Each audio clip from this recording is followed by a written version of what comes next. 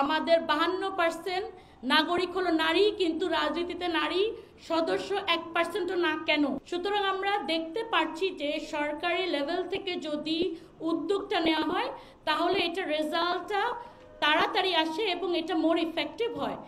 তাই আমরা বোধ করছি যে সরকারি এই নারী কমিশনটা গঠন করাটা এটা একটা খুবই ভালো ফার্স্ট স্টেপ, এবং যদি আমরা যেই প্রস্তাবনাগুলো রেখেছি সেই প্রস্তাবনাগুলো যদি রিফ্লেক্টেড হয় ওনাদের কমিশনে এবং তাদের কাজে, আমার মনে হয় আমাদের নারীদের যে অনেকগুলো বাধা, যেটার কথা আমাদের বন্যা আপা বললেন, আমাদের ছাত্রনেত্রী মিতু বলল, সেই জায়গাগুলো কিন্তু অনেকটাই অ্যাড্রেস হয়ে আসবে।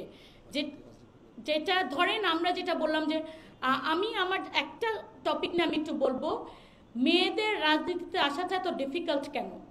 এই যে 6টা ব্যাপার বললো না, যে সুরক্ষা নেই, রাস্তাঘাটে সুরক্ষা নেই, স্বাস্থ্য সুরক্ষা নেই, বাচ্চাদেরকে দেখার কেউ নেই, পারিবারিক যে নিউক্লিয়াসটা ছোট হয়ে যাওয়ার কারণে কেউ নেই, তারপরে হলো পারিবারিক ডোমেস্টিক ভায়োলেন্স, পরিবার থেকে বাধা, এগুলি কিন্তু প্রত্যেকটাই এক একটা করে ইস্যু কিন্তু একটা মেয়ের রাজনীতিতে আসা এবং এসে টিকে থাকা, শুধু আসা না, এসে টিকে থাকা।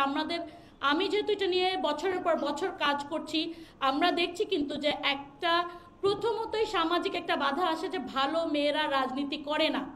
তারপরেও যদি কোনো কারণে একটা মেয়ে অথবা মহিলা ওই টাবুটা কাটিয়ে মানে রাজনীতিতে ঢুকতে পারে, তারপরে তাদেরকে এরকম প্রত্যেক দিনই সামাজিক, ফাইন্যান্সিয়াল এবং এই যেটা পারিবারিক বাধাগুলোকে অতিক্রম করে টিকে থাকতে হয়, এবং এটা কিন্তু একটা প্রত্যেক দিনের ঝঞ্ঝাট।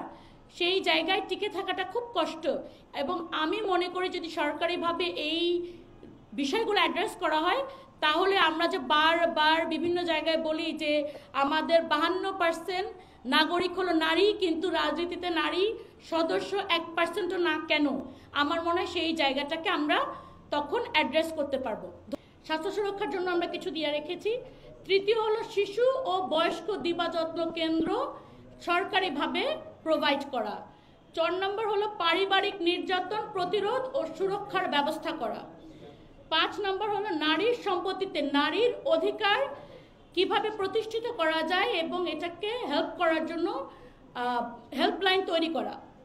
এবং 6 নম্বর হলো সামাজিক সুরক্ষা ভাতা নারীদের জন্য, বিশেষ করে যারা বিধবা এবং সিঙ্গেল মাদার যারা আছে তাদের জন্য সামাজিক সুরক্ষা ভাতা।